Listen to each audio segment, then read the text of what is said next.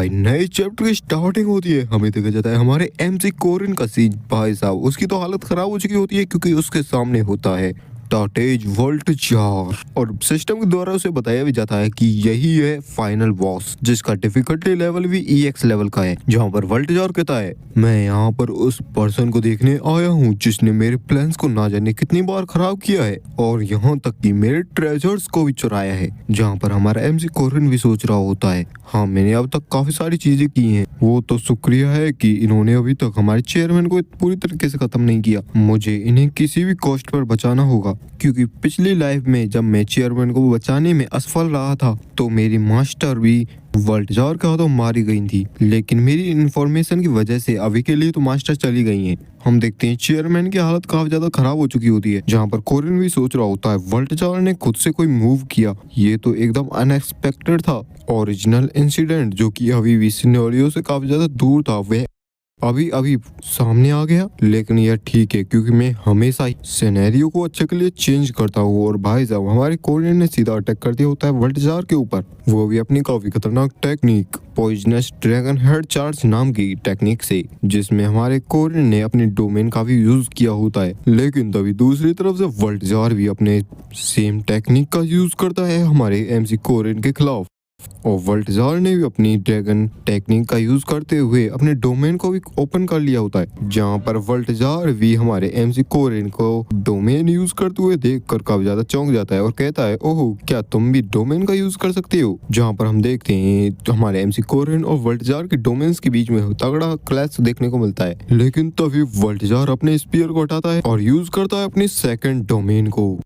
हमारा एमसी कोरिन भी इसे देखकर काफी ज्यादा चौंक जाता है और कहता है क्या यह स्वॉर्ड डीमन की तरह मल्टीपल डोमेन्स को एक साथ यूज कर सकता है, क्योंकि वहां पर काफी सारे विलन्स आ चुके होते हैं। टचहट वोल्टजार की तो डिफिकल्टी लेवल ही EX लेवल की होती है, तो सिस्टम भी हमारे एमसी कोरिन के स्टैट्स को 740% से इंक्रीज कर देता है। इतना तगड़ा वफ मिलने के बाद हमारा एमसी भी अपने डोमेन सेकंड डोमेन का यूज करने लगता है। ऐसा करते करते हुए थर्ड डोमेन का भी यूज करते हैं, फिर करते हैं फोर्थ डोमेन का यूज, तब वे यूज करते हैं फिफ्थ डोमेन का यूज। जहां पर वोल्टजार कहता है तुमने अपने फंडामेंटल्स को भी काफी अच्छे से प्रैक्टिस किया है, तुम्हारी स्पीड भी काफी ज्यादा इंक्रीज हो चुकी है।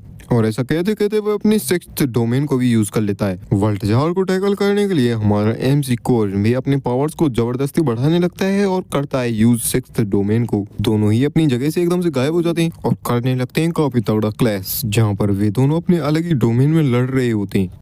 तभी हमारा एमसी कोरिन क्लमेटी स्पीयर अल्टीमेट मूव का यूज करता है। वहीं दूसरी तरफ वोल्टजार भी अपनी नाजा अल्टीमेट मूव का यूज करता है। उनके ऐसे खतरनाक मूव्स के बीच में होता है काफी तगड़ा सा क्लैश। लेकिन तभी हमें दिखाया जाता है किसी के खून की छींटे, जिसे देखकर वहां पर हावरेन और मेटा दोनों चौंक जाती हैं क्योंकि वो सीन होता है काफी ज्यादा खतरनाक। और भाई वहां पर होता है कोरिन जिसकी छाती के आर पार हो चुका होता है वोल्टजार का स्पीयर। कोरिन को ऐसी हालत में देखकर मेटा और हावरन दोनों एक काफी ज्यादा घबरा जाती हैं और चिल्लाकर आगे बढ़ने लगती हैं। लेकिन तभी हम देखते हैं एलिसिया जिसका खुद का एक डोमेन होता है, वह अपने डोमेन को यूज करने लगती है और अटैक करने के लिए हो जाती है एकदम तैयार। वहाँ पर वह सोर्सरर भी हंसते हुए कहता है यह तुम्हारी कोई सिंपल डोमेन नहीं है लड़की, तुम्हें देखने पर तो ऐसा लग रहा है कि तुम्हारे पास काफी अमेजिंग टैलेंट है। लेकिन तभी हमारी एलिस के चेहरे पर आ जाता है वोल्टजार का हाथ और वही वोल्टजार ने अपने एक ही हाथ से एलिस को हवा में उठा दिया होता है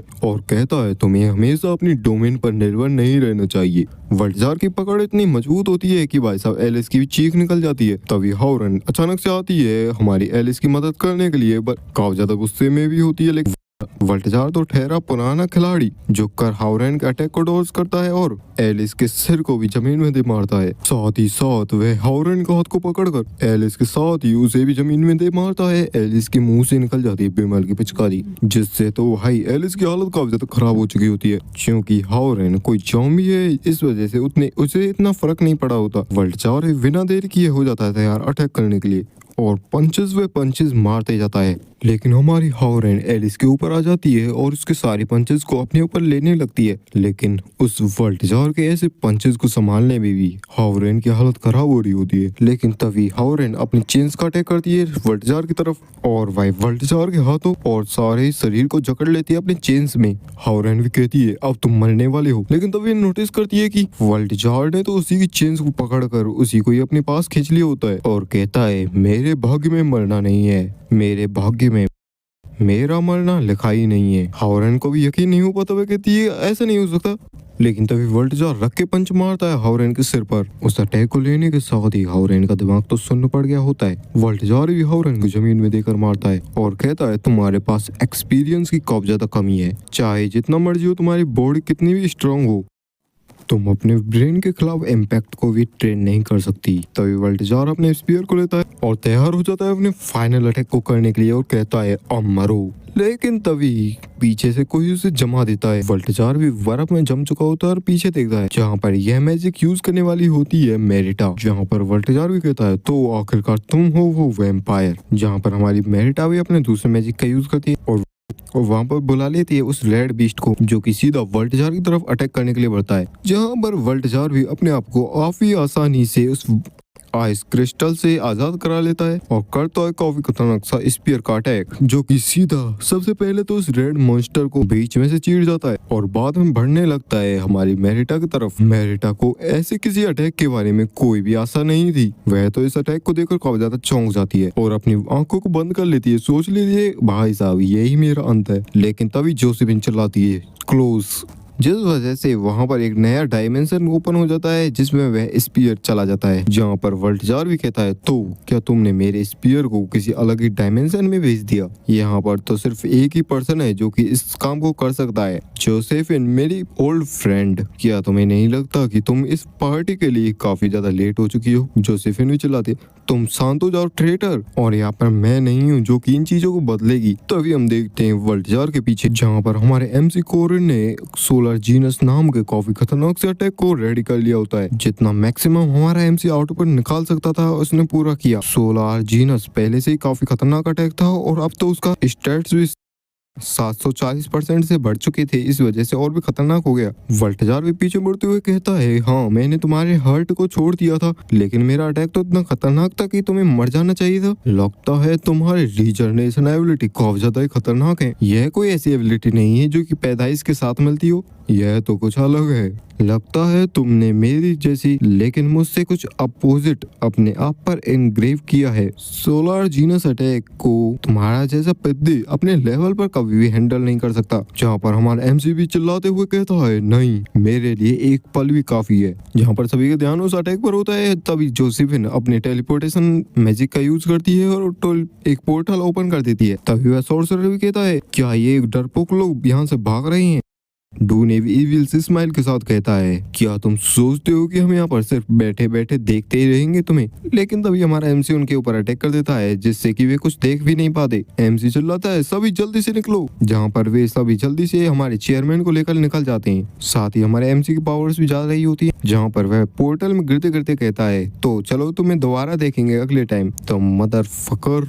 जहाँ पर उसने वोल्टजार को मिडल फिंगर भी दिखा दी होती है और इसी के साथ वे काफी आसानी एस्केप कर जाती है और वह पोर्टल भी बंद हो जाता है। डून भी कहता है क्या हमें उनके पीछे जाना चाहिए? वोल्टजार कहता है नहीं इसकी कोई जरूरत नहीं, ये एकदम अननेसेसरी चीज है क्योंकि मेरा स्पीयर हमेशा कनेक्टेड रहता है उस टारगेट से जिससे मैंने सबसे पहले एम किया था।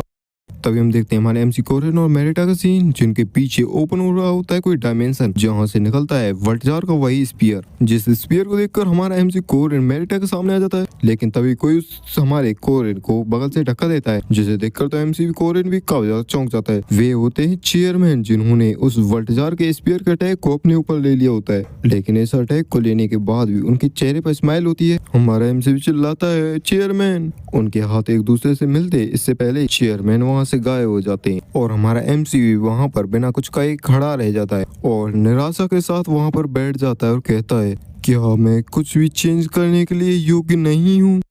और इसी सैड एंडिंग के साथ ये चैप्टर एंड होता है। तो वीडियो को लाइक, चैनल को सब्सक्राइब कर देना। थैंक्स फॉर वॉचिंग और नेक्स्ट चैप्टर जल्दी आएगा, तो तब तक के लिए बाय बाय।